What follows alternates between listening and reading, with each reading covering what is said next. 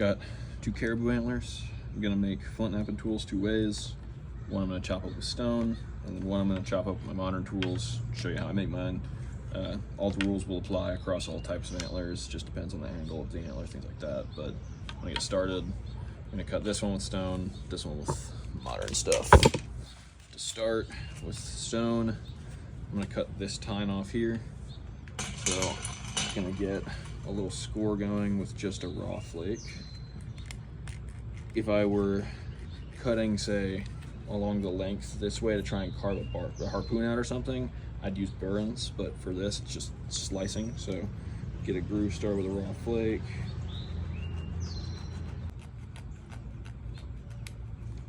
I don't know how well you can see that, but tiny little groove in there.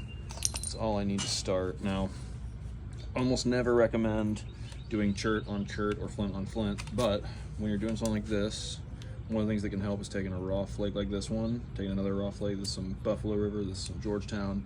It's a little bit tougher. If you just smack it along that edge,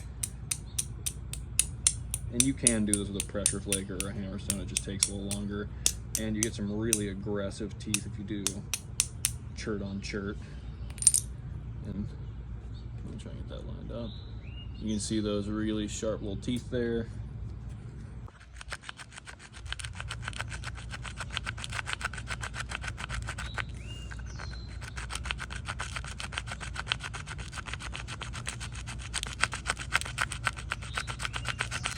A longer little novaculate saw I've already been using for other stuff, so it's just already carved out.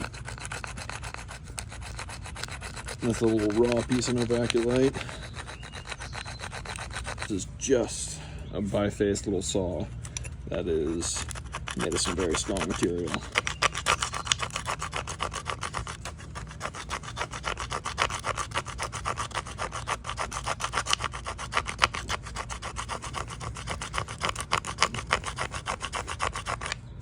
This isn't a universal thing, but with a caribou, I'm having to carve this right now. I do wish I had another little piece of leather to tuck right here. Having to brace that against my chest. Really know with each antler it breaks a little differently. Each one's a little harder to break. So I've got just a little sandstone chunk as an anvil, bigger chunk here for a, no, this isn't sandstone, a bigger rock here for breaking it. Let's see.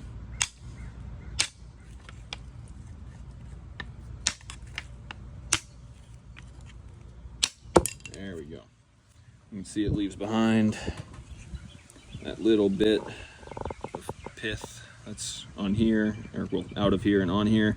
That's just as simple as polishing for a few minutes. Same with this end. And I'll show how to polish this end here soon too. The same principles of cutting, which is I'm gonna start with a raw flake, which is just kind of my personal style of it. Get that groove going.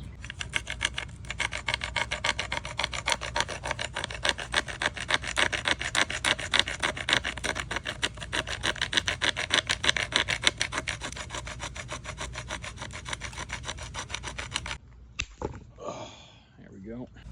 With a billet, flaker, I'm going to show how I polish it. I don't have any large sandstone, but any large abrasive rock will do. I'm going to use pavement, another great option. If you've got cinder blocks, you can also use those. I'm going to start with this end. It's chewed up from some rodents. It's a shed antler. Just going to start, press it flat, back and forth.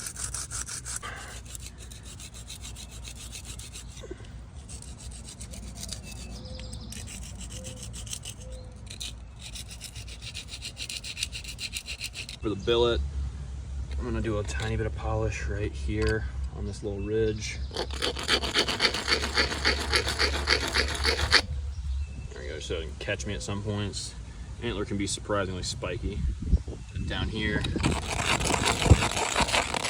gonna round it out nicely so it fits in my palm well.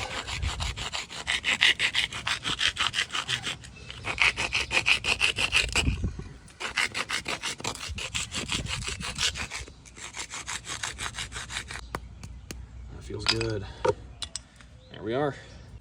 All right, for this next method, it's real simple. I need hacksaw, or really any kind of saw. Doesn't have to be good. This one's old as could be. There's teeth missing on it. File, and if you've got it, bench grinder or a bench sander makes things a whole lot faster once you cut this piece out. But Same cut spots and everything, just instead of stone, we're gonna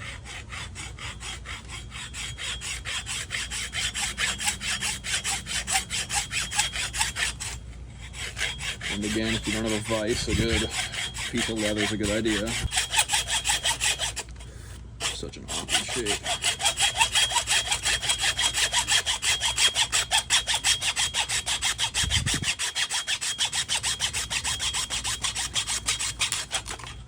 There we go. You can groove and snap with that, but don't need to, it's so fast. And then all you're gonna do, got this rough edge here. Take a little file.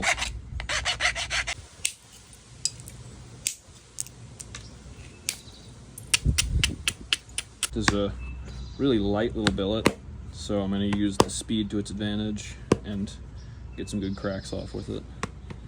Start here.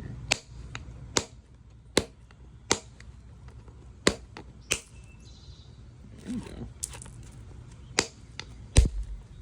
Just take me a second to practice aiming with it. Every billet you gotta learn to aim. There we go.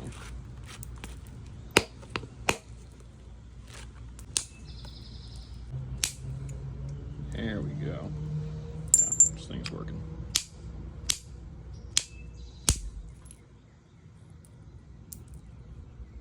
Cool. Yeah, that's a solid billet right there. We finish working this little piece down and we'll try out that pressure flaker.